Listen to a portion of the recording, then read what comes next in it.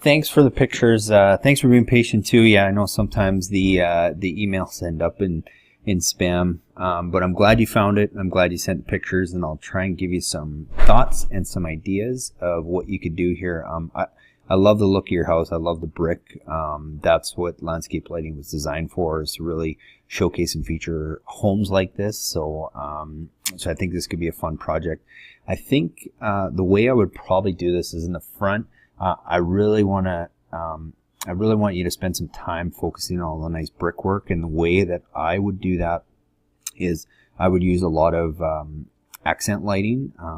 So I would probably have, an accent light to get everything balanced. I'd probably try and have almost 4 accent lights on the front here, one kind of on the corner between the 2 windows, and then another one on the side here, as well as 2 accent lights that are gonna just shine up the tall columns beside the window. And when I talk about accent lighting, I'm basically referring to an uplight, a floodlight, a spotlight, an accent light. There are many different names, but it's basically all the same thing. So I would definitely look at that for those areas that I just talked about. So basically 1, 2, we said 1, 2, 3, 4 along this side, 2 on this one, and then I would probably do on this side, I would actually almost just do 1 kind of right up the middle here. I think would look really good, and it would go along with this. Otherwise, you'd probably be looking at putting maybe 3 here, 1 there, there, and there, and I think that would just be too much. So I think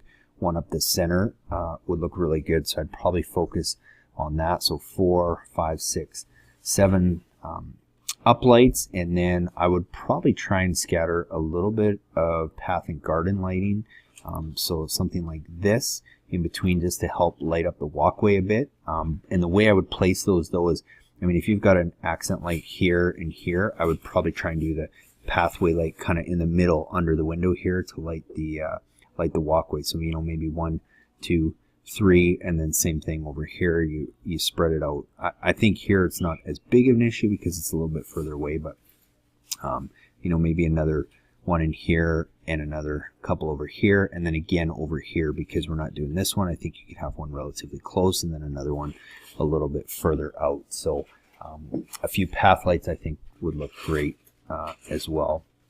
As for getting the wire under the sidewalk, there's a couple different ways you could do it. One thing I would suggest, it sounds like you want to kind of mount your transformer over on this side where the AC units are, which I don't think would be a problem. And then just for running the wire, I would run it in here, and then I would run it along the sidewalk here and actually down the front of the lawn, and then run it under the sidewalk in this part, because that's going to be a lot less work. And the way you can do that, there's a couple different ways. There's a couple tools. There's something called, if you just research Bore It tool, you might be able to rent that from somewhere. It works really good. It uses water and a drill bit to basically go under the sidewalk. But if you don't want to go rent something, usually what we do is, we'll just cut a strip of sod back a little bit, dig down a little bit, and just take a big steel pipe or something, and basically with a sledgehammer just kind of keep pounding it through, taking it out, moving some dirt, and just kind of pound through that way. And then once you're through, the wire's through, and then you can just kind of keep going with your project. If we go along the house a little bit over here, I would stick with the same uplights and accent lights that you used on the front, and I would probably use 3 of them on this side again, just kind of between the windows, up along here, up the middle, and then up here. That would give you a lot of nice light on this side here. And then as we move around to the garage, now this is a little tricky because obviously you can't put anything in the ground.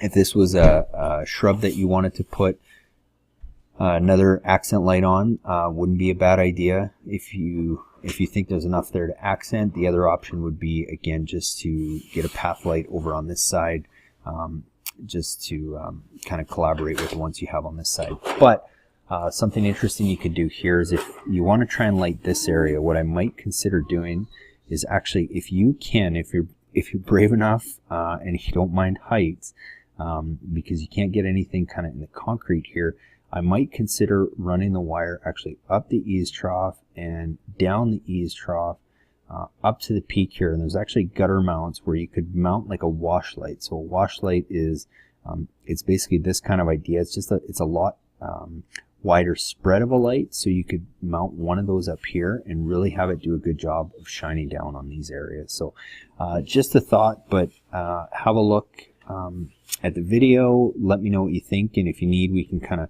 customize a kit with the amount of lights you need. Just send me what you're thinking of how many lights, and I'll make sure we get the right size transformer wire and all that. So thanks again for the pictures, and hopefully you get this email and everything works out for you.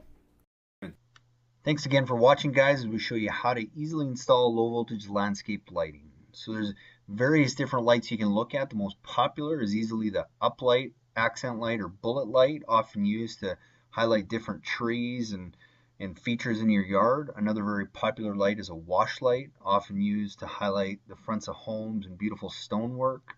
Path and garden lighting is also very popular, to use to light walkways and garden areas and plant material down below, as well as hardscape lighting, which is used in different kinds of hardscapes as well as on fences and decks, and can also create some cool effects.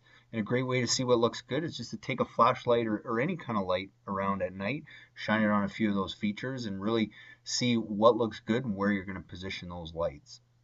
I strongly recommend looking at LED energy efficient bulbs for all of your landscape lighting. It saves on power and it lasts a long time. You see they only use 40 watts, 260 lumens, is very bright, and they still have that warm white look that you would find in an incandescent fixture. And if you have an existing landscape lighting system that is incandescent, it's very easy to retrofit with LED bulbs, again, just to save power and not have to be changing bulbs all the time. What we often recommend is go and find really good quality outdoor rated LED bulbs, and then go find really good incandescent fixtures, and just marry the two together and retrofit your incandescent fixtures with really good quality LED bulbs, and it'll help bring the cost down rather than going and buying a fully integrated LED fixture, which looks good and lasts a long time, but they do cost a lot more than doing this and just finding a really good fixture and retrofitting it with a really good bulb. So once you know where you're going to put your lights and you have your lights picked out, the next step is to start placing your lights. So we've determined where they're going to go.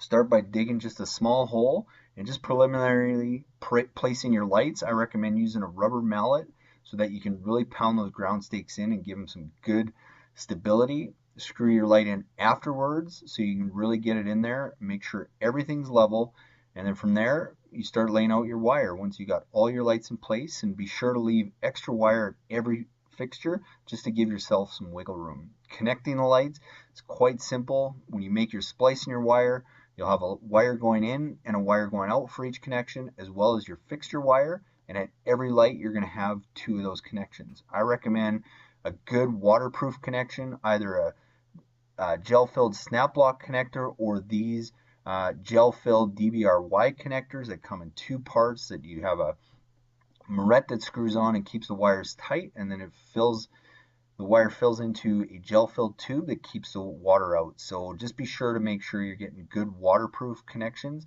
that keep the wires free of the elements, as well as keep them from pulling apart. The next step is selecting your transformer. Very easy to do. If you look on any bulb that you purchase, it should give you the wattage, but if you have a 4.5 watt bulb and you have 10 of those, that's going to give you 45 watts, which means you want to select a transformer that's just slightly bigger than that. And I recommend trying to find a transformer that has a photocell as well as a timer built into it for easy use. Very easy to wire in your transformer. Depending on the transformer you have, it's generally going to have a common tap and a 12 volt tap.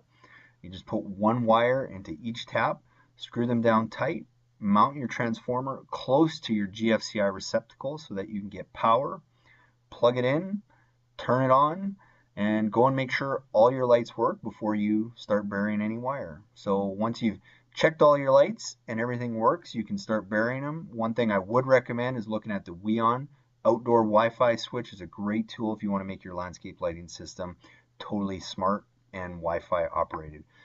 To bury the wires, very easy with a flat-ended shovel, creating a trench that's 6 to 8 inches deep, spreading the turf open and pushing that wire down and stomping it down within no time at all. It looks like you haven't even been there. And in the mulch, it's just a matter of pulling it back and creating a path to lay down that wire, stapling it down and burying everything over that. So hopefully that helped. And if you have any questions, by all means, you can always reach out to us and follow us on Facebook. Hey guys, thanks so much for watching that video. I hope you guys got some great ideas for your own do-it-yourself landscape lighting projects. If you want your own free consultation video, like I said before, email me your pictures at cal@lightingdoctor.ca or go and visit us at lightingdoctor.ca, and be sure to check out our Try It Before You Buy It light. Again, where you get one premium grade fixture and a King Innovation Instalight battery operated demo kit that you can go and test those lights out on your property before you make any big purchases. So I hope to see you guys again soon, and again, go get your free consultations by emailing your pictures or visit us at lightingdoctor.ca. Thanks so much for watching.